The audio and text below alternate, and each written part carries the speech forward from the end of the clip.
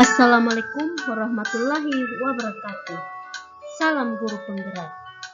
Saya Elni Martin, calon guru penggerak angkatan 9 dari SDN 010 Timoro, Kabupaten Mamasa. Pada video kali ini saya akan memaparkan koneksi antar materi, kesimpulan, dan refleksi pemikiran Ki Hajar Dewantara, modul 1.1. Konsep pendidikan menurut Ki Hajar Dewantara. 1. Pendidikan adalah tempat persemaian segala benih-benih kebudayaan yang hidup dalam masyarakat kebangsaan. 2. Tujuan pendidikan adalah menuntun segala kodrat yang ada pada anak-anak agar mereka dapat mencapai keselamatan dan kebahagiaan yang setinggi-tingginya, baik sebagai manusia maupun sebagai anggota masyarakat. Dengan demikian, tujuan akhir dari pendidikan diharapkan peserta didik akan mampu memperoleh kemerdekaan secara lahir maupun batin, sehingga mereka dapat bersandar pada kekuatan sendiri.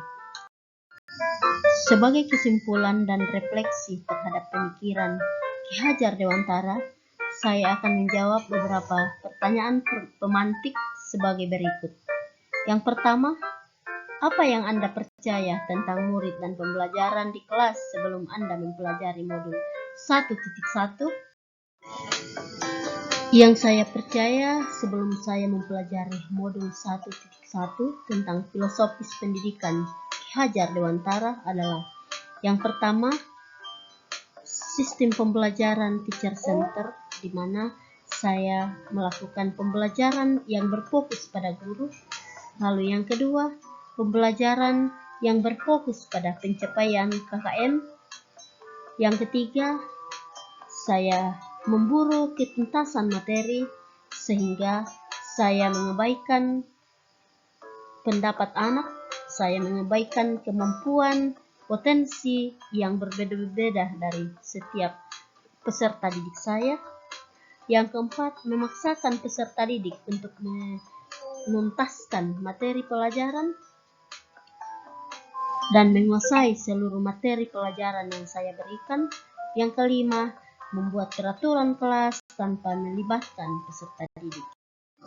Pertanyaan pemantik yang kedua adalah: apa yang berubah dari pemikiran atau perilaku Anda setelah mempelajari modul ini? Setelah saya mempelajari modul 1.1 tentang filosofis pendidikan Ki Hajar Dewantara, saya pun menyadari adanya perubahan pola pikir dan tindakan yang saya lakukan. Yang pertama, saya akhirnya mengerti bahwa tugas seorang guru adalah menuntun peserta didik dan bukan menuntut mereka. Saya seharusnya melakukan proses pembelajaran student center, pembelajaran yang berpusat pada peserta didik, dan bukan pembelajaran yang berpusat pada guru atau teacher center. Yang ketiga, saya pun akhirnya lebih memahami adanya perbedaan karakter dan potensi yang dimiliki setiap peserta didik saya. 4. Saya pun mampu mempertimbangkan kodrat alam dan kodrat saman peserta didik saat merancang pembelajaran. Yang berikut, saya lebih mengutamakan kepentingan peserta didik daripada kepentingan saya sendiri. Yang berikut, saya memberikan kesempatan pada peserta didik saya untuk berpendapat, berekspresi, berkolaborasi, dan berkreasi. Pertanyaan pemantik yang ketiga adalah: apa yang dapat segera Anda terapkan lebih baik agar kelas Anda mencerminkan pemikiran Ki Hajar Dewantara?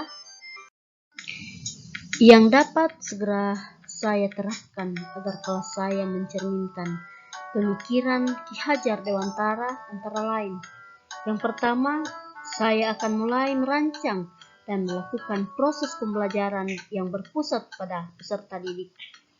Lalu yang kedua, saya akan menuntun peserta didik untuk menerapkan budaya sekolah yang memiliki nilai budi pekerti dengan tetap memegang teguh prinsip memerdekakan anak.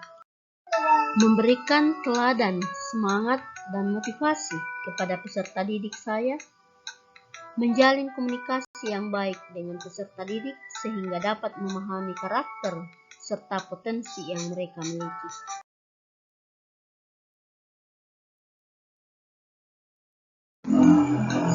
Selanjutnya, saya akan menerapkan pembelajaran yang sesuai dengan kodrat alam dan kodrat zaman, dan mengintegrasikan permainan dalam pembelajaran, serta menerapkan sistem pembelajaran interaktif dan menyenangkan. Demikianlah pemaparan saya tentang kesimpulan dan refleksi pemikiran Ki Hajar Dewantara. Semoga video ini bermanfaat bagi kita semua. Salam guru penggerak, bergerak, dan menggerakkan. Assalamualaikum warahmatullahi wabarakatuh. Sekian dan terima kasih.